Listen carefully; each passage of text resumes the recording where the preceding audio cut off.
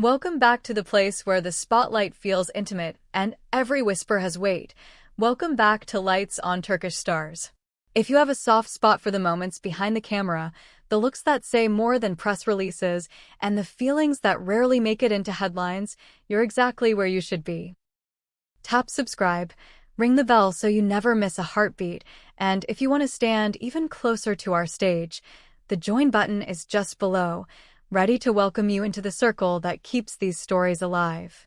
Tonight we turn toward a celebration that turned into something else, a night meant to be uncomplicated that unfolded like a memory you can't escape. It was Can's birthday, arranged to feel like a safe harbor. Dim lights, a playlist chosen by friends who know which songs make him grin, a small crowd of the people who actually get him beyond the roles and the glossy photos. Laughter rolled easy. Phones stayed in pockets. Even the air felt kinder. Then the room shifted. It wasn't a big gesture that did it. It was a small box, carried over by a guest who had been invited because they belong, wrapped in quiet beige paper and tied with a thin golden ribbon so neat it felt personal. There was a card. You know how handwriting can stop time? This did. Those closest recognized it or wanted to believe they did. The message was short and clean, almost shy, for the one who always leaves warmth in the places he passes. No flourish, no signature. Ken took the ribbon between his fingers as if breaking it might break something else too. The conversation around him thinned until it sounded like the ocean in a shell. He lifted the lid. Inside, cushioned like a secret, was a small wooden sculpture. Two figures pressed together in a quiet embrace, carved from a piece of wood so old it seemed to carry its own stories. Beside it lay an aged book with a leather cover gone soft from years of touch. Inside the cover, someone had written a line that landed like a note from a past you assumed was finished. Happy birthday. What we lived doesn't vanish, no matter the miles. A ripple moved through the group. Someone near the bar murmured the question everyone else was swallowing. Is it from Demet? Ken didn't nod. He didn't shake his head. Instead, his eyes glossed with a shine he rarely lets the public see, and the smile that came next was the kind you only wear for memories that don't hurt anymore, but don't heal either. Almost to himself, he breathed out a thought that hung between the speakers and the cake and the watchful faces. Sometimes people are closer than you think, even when you can't find them in the room. That line could make anyone who believes in timing and fate go still. And now we ask you, the Lights on Turkish Stars family, do you believe connections can outlast silence? Have you ever opened something simple and found your past sitting there with you? Tell us in the comments. Click like if the pulse of this story is matching yours. It keeps this channel breathing. The story didn't stay contained by four walls. It never does anymore. Only a few hours later, Demet posted a story that felt like a reply without being one. The photo was minimal, almost stark. A familiar-looking book, closed, a single pressed flower resting across its cover, browned by time but intact. The caption was a whisper, "What matters never falls away." Fans don't miss threads like that. Within minutes, timelines were full of connections, theories, and that brand of collective yearning only these two can ignite, the kind that turns a photograph into a chorus. A friend inside Can's circle told us what we suspected. The package had blindsided him. He hadn't expected anything. Not a message. Certainly not a gift that felt like a portal. He didn't want to talk about it, the friend said, but he didn't need to. Every expression gave him away. Later, when the music had thinned and the night had worn its edges smooth, he left the box and its contents in his private dressing room, the one space he keeps for what matters more than the world knowing. That choice is its own statement. That room is where he keeps pieces of himself he won't let the industry touch.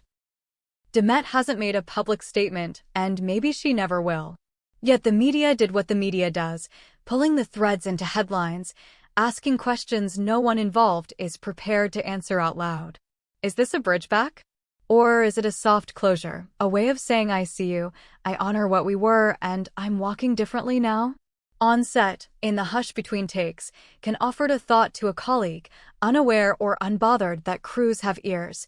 You don't always need sentences. Sometimes an object says what the heart hides. A technician repeated it later, not like gossip, but like a line from a film you hold onto. We've watched these two orbit each other for years, their screen chemistry the kind people use as a benchmark for everything else. Off-screen, they always protected what was theirs, the real stuff. Which is why this new moment feels less like a stunt and more like the truth we catch accidentally. It brings back a line Demet once shared in an older interview, a thought that didn't draw attention then, but now sounds like it saw the future. Maybe life divided us so we could learn to look from different windows. You hear that now and you can't help thinking about the view from each side. In the days after the party, a thick quiet settled over everything. No statements, just sightings. Digital gossip turned into detective work. Articles started connecting dots. A restaurant where Demet was spotted with her team, a car that left an alley 2 hours later with Can in the back seat. No photos of them together, not a single frame, but the timing got people tilting their heads.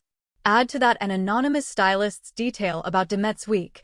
She seemed far away and very present at the same time, the stylist said. She kept a small cloth pouch at her side, the very one she used to bring a particular book on set years back, when days were long and the world felt closer. The book has a past, and so do they. Longtime followers dredged up memories with the fervor of archivists. During the height of their on-screen partnership, Can had given Demet that exact title, writing inside something he hoped would say what he couldn't in a crowded room. For the moments when words fail and we remember us. There's symmetry in the air now, the kind that doesn't happen by accident. It turns coincidence into intention. During a friend's live stream this week, someone asked if Can had read the birthday note out loud. The friend hesitated. He read it, they said, but not for anyone else. His face told the story. I know him. That smile is the one he saves for the rare things that reach his core. Meanwhile, an old joint interview resurfaced, the one where they were asked to name something about each other without thinking. They had laughed, then said the same thing in different words, light when the sky turns flat. And suddenly the birthday message made perfect sense, mirroring the way they once saw each other. Another breadcrumb arrived when Demet was seen in a second-hand bookstore, the kind that smells like dust and ink and second chances. She lingered over Rumi and Neruda, picked up a leather journal, then left quietly. It didn't take long for the fandom to decide she was writing the things she wouldn't post, documenting the chapter only she can read back to herself right now. When a reporter caught Can between takes, he didn't dodge, but he didn't spill either. Some stories don't close, he said softly. They pause until the page feels safe again. Not long after, Demet shared a black-and-white photo of an empty shoreline at dusk. One word sat beneath it, quiet. The comments filled up with thoughts that sounded like hugs. Feeling doesn't mean returning. It means noticing what still lives. On Can's set, people noticed the shift. He laughed less loudly. He listened more. He'd catch himself staring past the window, out at nothing, the way you do when you're waiting for a sign you might not recognize until later. Behind the scenes, executives began to murmur what the public has been speaking into existence for years. A new project, a reunion on their terms, a story that would let them explore the thing that keeps drawing them into the same sentence. One producer from a major platform said the quiet part aloud. Everyone wants it. The only piece missing is their yes. So what is this then? A match being struck again, carefully, like both hands remember how bright it can burn? Or a graceful bow to a history that shaped them, acknowledged without being repeated? Maybe both.